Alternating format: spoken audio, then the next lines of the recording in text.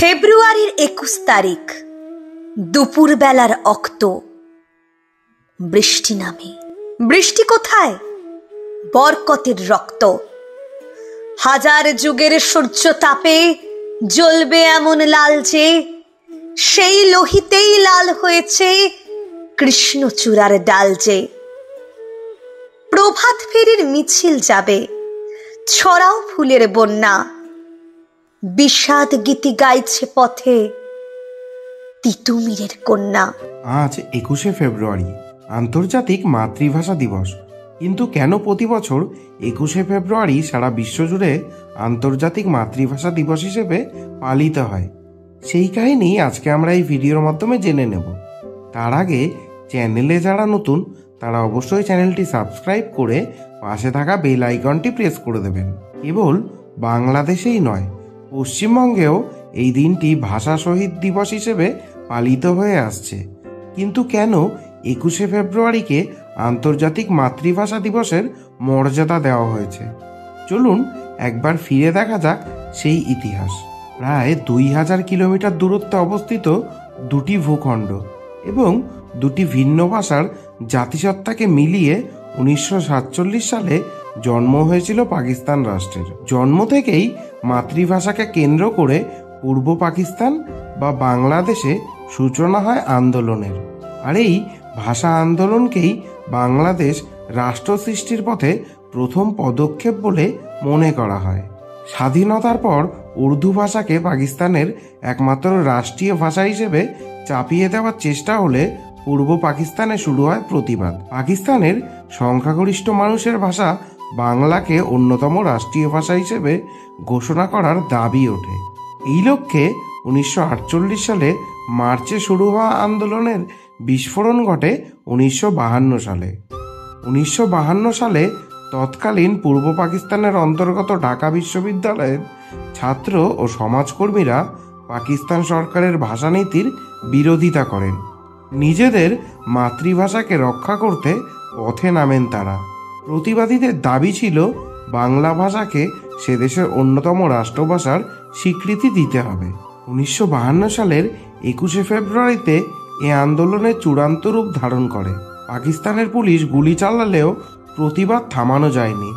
শেষ পর্যন্ত সরকারকে বাংলা ভাষাকে রাষ্ট্রীয় ভাষার মর্যাদা দিতে বাধ্য করা হয়। ২০শে ফেব্রুয়ারি সন্ধ্যায় মুসলিম লীগ সরকারের প্রধানমন্ত্রী নুরুল আমিন ঢাকায় ১৪৪ ধারা জারি করেন।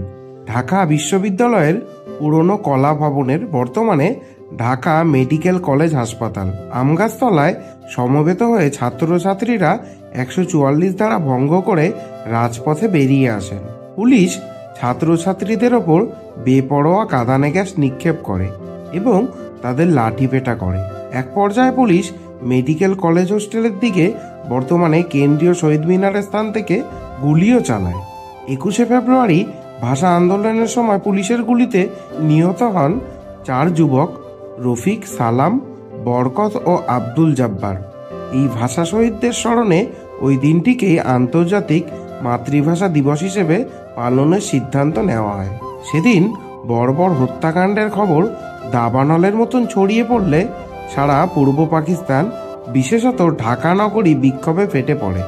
২২শে ফেব্রুয়ারি সকালে ঢাকা বিশ্ববিদ্যালয় এলাকার সর্বত্র কালো পতাকা উত্তোলন করা হয়।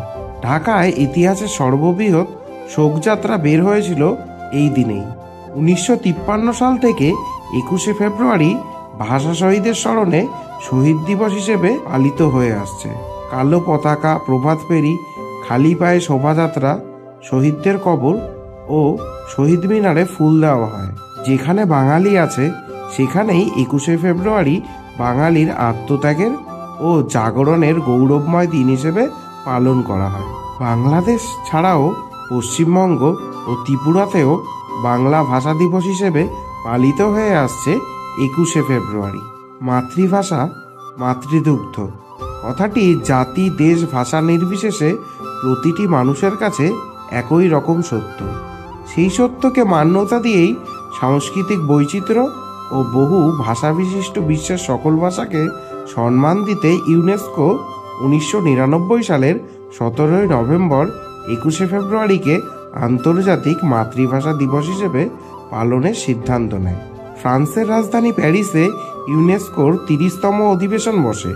ইউনেস্কোর সে সভায় 21শে ফেব্রুয়ারিকে আন্তর্জাতিক মাতৃভাষা দিবস হিসেবে ঘোষণার প্রস্তাব পাশ হয়। ফলে পৃথিবীর সব ভাষাভাষীর কাছে একটি উল্লেখযোগ্য দিন হিসেবে 21শে ফেব্রুয়ারি দিনটি স্বীকৃতি পায়। বিশ্বের দরবারে বাংলা ভাষা লাভ করে বিশেষ মর্যাদা। ঠিক পরের বছর 2000 সালের 21শে ফেব্রুয়ারি থেকে পৃথিবীর 188টি দেশে এই দিনটি আন্তর্জাতিক মাতৃভাষা দিবস হিসেবে পালন শুরু হয়।